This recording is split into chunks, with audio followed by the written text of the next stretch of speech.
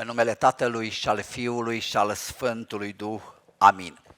Iubiți credincioși, în dimineața aceasta la Sfânta Liturghie s-a citit Evanghelia vindecării fiicei Hananencii. Evanghelia spune așa: Hristos a părșit prin acele ținuturi și o femeie cu o durere adâncă în suflet s-a luat după Iisus și după Mântuitor și a spus: Doamne Iisuse Hristoase, ai milă de fiica mea, fiica mea e chinuită de un duh rău. Și Evanghelia spune că Iisus a trecut mai departe și ucenicii au spus: Doamne, dă-i drumul, că strigă aici după noi, lumea se uită. Și Iisus spune: eu nu sunt trimis decât la oile pierdute ale casei lui Israel. Când femeia a spus așa: așa-i, Doamne, dar și câinii, adică noi păgânii, mâncăm de la masa stăpânilor ce cade de acolo. Și Hristos se întoarce și spune: ce vrei să-ți fac, femeie? Am o fetiță bolnavă de un duh rău. Nu spune cum o muncea, dansa pe noaptea la discotecă, mergea la prostituție. Nu știm cum o chinuia duhul rău, că duhurile rele sunt multe forme și chinuie oamenii. Dar a spus: Doamne, eliberează-mi fiica. Și Hristos îi spune: femeie, fie ție după credința ta, n-am găsit nicăieri o astfel de credință, du-te acasă și fetița ta va fi vindecată. În dimineața aceasta vrem să învățăm cum să ne rugăm ca rugăciunea noastră să ajungă sus. Vreau să știți că mulți oameni se roagă, foarte mulți. Diferența e că la unii rugăciunile sunt ascultate și împlinite, că Dumnezeu le aude pe toate, și la unii ne vom uita în dimineața aceasta cum să mă rog din această pericopă evanghelică ca rugăciunea mea să fie auzită sus. În primul rând, cererea acestei femei a fost o cerere concretă, pornită din nevoia ei. Repet și o să explic. Dumnezeul nostru e atotputernic, poate totul, dar El e persoană și așteaptă să-i spui concret. Aud oameni care spun așa: eu fac rugăciuni multe. Bine, dar te rogi concret. Păi așa nu știu. În primul rând, ca rugăciunea ta să ajungă sus, trebuie să-i spui lui Dumnezeu concret durerea inimii tale. Durerea inimii acestei femei era aceasta: Doamne, ai milă de fata mea, Doamne, asta-i durerea mea. Roagă-te concret. Dau un exemplu din Vechiul Testament. Cel mai mare profet, dacă vreți să spun, a fost Samuel, dar Ana, mama lui, n-a putut avea copii. Și s-a dus la templu și se ruga: Doamne, dă-mi un copil, dacă îmi vei da un copil de parte bărbătească, eu îl voi închina ție.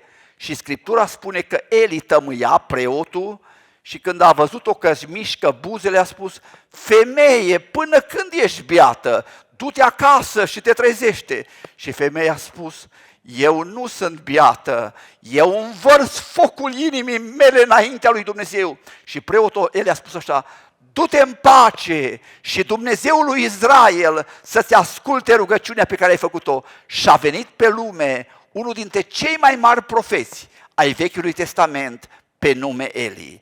Primul pas ca rugăciunea ta să fie ascultată, ascultă, dragă, roagă-te concret. Cum spune băiatul mamei: mamă, am nevoie de pâine cu lapte. Spune-i lui Dumnezeu ca și celui mai bun prieten, e lângă tine să te asculte. Scriptura spune așa: aduceți la cunoștința lui Dumnezeu prin rugăciuni și cereri toate nevoile voastre. El știe de ce ai nevoie. Dar spun ceva înainte de a trece mai departe. Rugăciunea nu e așa: Doamne, dăm și îmi văd de treabă. Scopul rugăciunii e să intri în părtășie cu Dumnezeu. Că dacă numai acum mă rog că am mari nevoi și apoi mai rog pentru 2 ani că iar am mari nevoi. Tu vrei să-L folosești pe Dumnezeu când ai tu nevoie. Nu. Scopul rugăciunii e ca sufletul tău să intre în relație cu Dumnezeu. Dumnezeu îți răspunde la rugăciune să vezi mâna Lui, ca apoi să te închini și nu numai odată, ci toată viața ta să fie o viață de închinare. Revenim, voi fi ca la școală. În primul rând, roagă-te concret și scopul rugăciunii nu-i de a smulge ea Dumnezeu un lucru numai, dați-l va da, ci de a avea după aceea dumneata o viață de rugăciune și de închinare. În primul rând, roagă-te concret, dintr-o nevoie concretă. În al doilea rând, ca strigătul să ajungă sus, ascultă, trebuie să fie un strigăt al inimii. Nu o rugăciune așa, m-am rugat. Femeia aceasta s-a luat după Mântuitor și nu s-a lăsat de ea, a spus, Doamne, Doamne, fiica mea, Doamne, fiica mea. Vineri, după mormântare de aici, am fost la Valea Mare de Criș, unde-i preot nepotul meu, părintele Gabriel. În parohia dânsului, o cunoștință de-a noastră, fată de 17 ani, a fost diagnosticată cu cancer la gât. Au fost speriați, am mers să stau o zi cu ea, cu fata, să mă rog. Și mi-au spus părinții așa, s-au întâmplat lucruri frumoase, fata s-a liniștit, dar părinții mi-au spus așa, părinte, noi totdeauna am ajunat până la amiază, zice, dar ne dure capul, nu mai puteam. De când am aflat diagnosticul și acum de luni vom merge la Cluj, va începe radioterapia și așa mai departe. Părinte, ajunăm până seara, nu ne mai dore capul, să vedeți cum se rugau, să se frângea inima. Rugăciunea adevărată e una fierbinte, fierbinte, fierbinte. Și dacă e fierbinte, Dumnezeu ia seamă la acest lucru. Mai e ceva, ne rugăm concret, ne rugăm fierbinte, dar auziți vă rog, femeia asta nu s-a lăsat. I s-a părut că Iisus tace, dar eu mers mai departe. În al treilea rând, rugăciunea trebuie să fie stăruitoare. Doamne, nu mă las de tine până când nu primesc.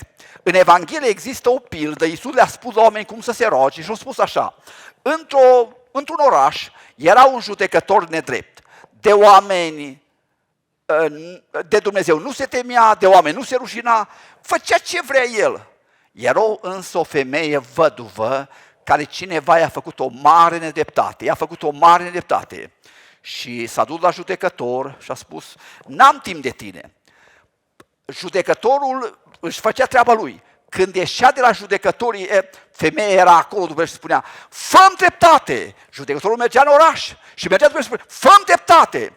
Și într-o zi judecătorul a spus, decât să-mi bată capul, o să-i fac o dată dreptate. Și Iisus spune, dacă acel judecător nedrept, pentru că a stăruit, i-a făcut dreptate, oare nu va face Dumnezeu dreptate aleșilor lui? Dragul meu, rogă-te, rogă-te, rogă-te până când primești. Rugăciunea stăruitoare e totdeauna primită. Dar îți spun ceva, dacă vezi că e un blocaj și ceva nu vine când tu te rogi, s-ar putea să fie ceva probleme, ceva păcate în viața ta nemărturisite. Biblia spune că nu mâna Domnului prea scurtă, nici urechea lui prea tare, ci auziți vă rog, Isaia 59, ci păcatele voastre pun un zid de despărțire între voi și Dumnezeul vostru și îl opresc să vă asculte.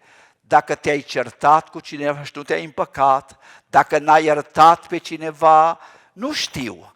Uită-te bine să nu fie nimic între tine și Dumnezeu ascultă rugăciunea. O văd pe doamna Elena aici, doamna Elena e o prietena noastră din Crișeni. N-am vorbit înainte cu dânsa, dânsa a avut cancer la sâni. A fost o zi când în casa fratelui Gusti ne-am rugat, ne-am rugat și ea e aici, dânsa, vorbele dânsei. Și a spus, de atunci viața mea a fost altfel. Chiar acolo, femeia s-a spovedit de toate păcatele ei, am chemat numele lui Dumnezeu și ne-am rugat.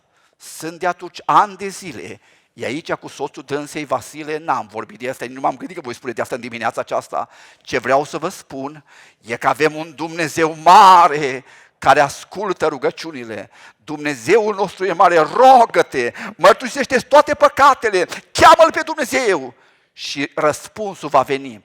Cum să ne rugăm să ne asculte Dumnezeu rugăciunea? 1. Ne rugăm concret.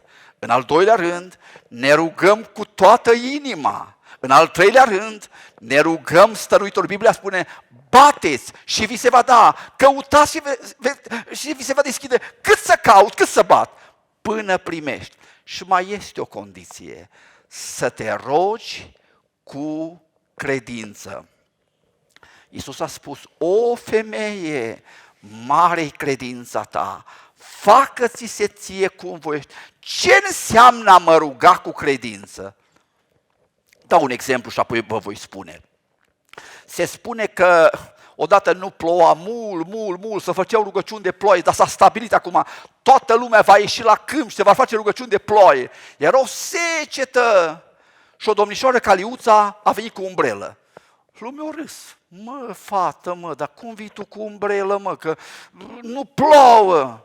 Păi de-aia ne rugăm să ploie. Liuța era cu umbrelă. Când s-a dus acolo și după rugăciuni a venit ploaie, furtună. Știți de ce? Pentru că Dumnezeu răspunde credinței noastre. Numai după credință să face. Și vă spun direct.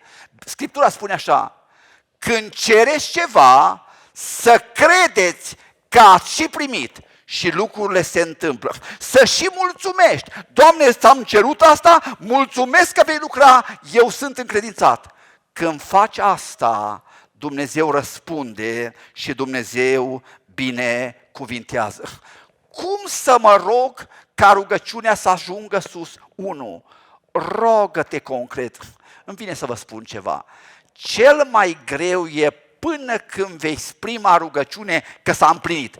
Îți dai seama de atunci că rugăciunea nu e o vorbărie goală, ci nu se întâmplă. După ce ai văzut foarte clar cu ochii tăi, dragii mei, poate că voi scrie, am o grămadă de minuni pe care ochii mei de carne le-au văzut. Dumnezeu răspunde asta la rugăciune, de aceea cred în puterea rugăciunii și că Dumnezeu răspunde asta la rugăciune, nu numai nu știu cât. De aceea rogă-te concret. Apoi, rogă-te cu toată inima, nu te gândi în altă parte, cu toată inima rogă-te. 3. Rogă-te stăruitor, rogă-te până primești. Și apoi, când te-ai rugat, crede, mulțumește că ai și primit și rugăciunea ta va fi primită. Doamne, fă-ne oameni ai rugăciunii, ca toată viața noastră, nu numai să ne rugăm, ci să fim într-o stare de rugăciune. Vă mulțumesc!